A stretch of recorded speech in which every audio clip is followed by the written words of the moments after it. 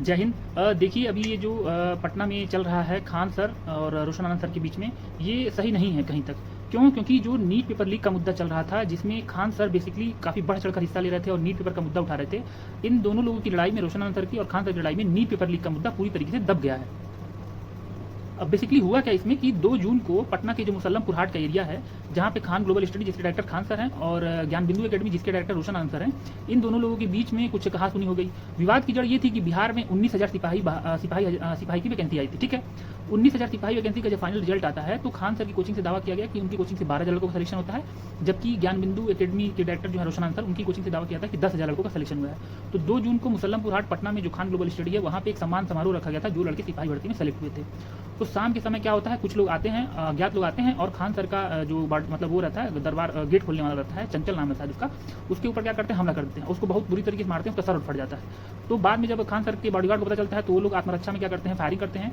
तो इससे क्या होता है कि बाद में ये मैसेज आता है निकल के कि शायद खान सर की कोचिंग पे हमला हो गया था। और खान सर ने अपने शुरुआती बयान में भी ये बोल दिया था कि हाँ, उनकी कोचिंग पे गोली वगैरह चली है।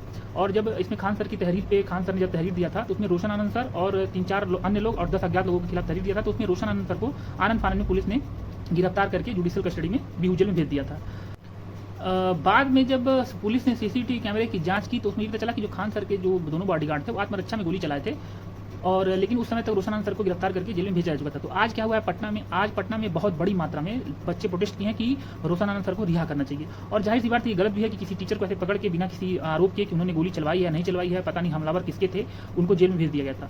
तो इन सारे मुद्दों के बीच में जो अभी ये नीट पेपर लीक का मुद्दा खान सर बहुत ही प्रायिकता के साथ नेशनल लेवल पर उठा रहे थे, जो नीट पेपर लीक का मुद्दा है, सीबीएसई में जो अनियमितता हुई है, जिसमें कॉपियों की हेरफेर हुई है, एसएससी जीडी का मुद्दा है जो है, और ये जो मुद्दे चल रहे थे इन सारे मुद्दों को ये जो टीचर्स हैं आपस में विवाद के कारण इन सारे मुद्दों को दबा दिया गया है।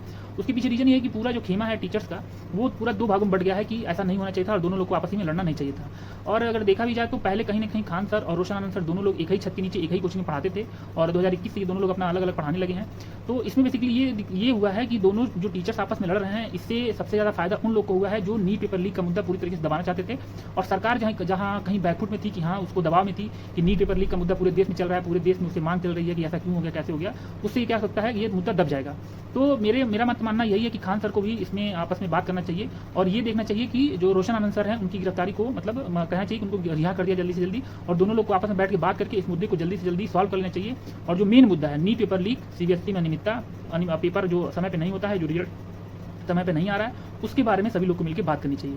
अब देखिए क्या होता है, कुछ लोग ये भी कह रहे हैं कि शायद खान सर गिरफ्तार हो सकते हैं, लेकिन ऐसा नहीं होना चाहिए। क्यों? क्योंकि खान सर एक ऐसे शिक्षक हैं जो बहुत ही कम फीस में बहुत ज़्यादा बच्चों को पढ़ाते हैं और बहुत ज़्यादा बच्चे उनसे पढ़ के बहुत सारे सेक्टर्स में नौकरी पाए हैं। तो एक ऐसा टीचर जिससे बहुत सारे बच्चों का इंस्पिरेशन रहा है और बहुत सारे बच्चे जिनसे इंस्पायर्ड होते हैं, उसके ऊपर अगर ऐसी कार्रवाई होती है तो भविष्य में कोई भी टीचर जो होगा वो ऐसे पेपर लीक के मुद्दे पर कभी भी बोलेगा नहीं और कभी भी सरकार के अगेंस्ट प्रोटेस्ट नहीं करेगा। क्यों? क्योंकि अगर खान सर को गिरफ्तार किया जाता है तो कहीं ना कहीं ये मैसेज जाएगा कि ये सब जो पूर्वानुमान सरकार के द्वारा किया जा सकता है। ठीक है, तो देखिए क्या होता है इसमें। और मेरा तो मानना ये है कि खान सर के साथ ऐसा कुछ नहीं होना चाहिए और दोनों लोगों को आपस में बैठ के बात करके रोशन आनंद सर की रिहाई करा के आपस में बैठ के ये बात को क्या करना चाहिए, सॉल्व करना चाहिए। तो देखिए क्या होता है और जैसा होता है आगे देखा जाएगा, बट ये नहीं होना चाहिए। जो मेन मुद्दा है उस पर बात होनी चाहिए, जैसे नीट पेपर लीक का मुद्दा, सीबीएसई में जो अनियमितता है, पेपर समय पे हो, रिजल्ट में पारदर्शिता हो, इन सारे मुद्दों पर बात होनी चाहिए। आगे क्या होता है देखते हैं। अब आगे क्या होगा देखा जाएगा, इस पर जो भी अपडेट होगा वो मैं आपको बताऊंगा। और आपको ये राय कैसे लगती है, ये तो मेरा मानना था ऐसा नहीं होना चाहिए। आप जो भी सोचते हो नीचे कमेंट करके बता सकते हैं। देखिए आगे क्या होता है, 1-2 दिन में क्लियर हो जाएगा, बट ये नहीं होना चाहिए। अनफॉर्चुनेटली ये सब हो गया है तो क्या ही कर सकता है कोई। थैंक यू आप सभी लोग को।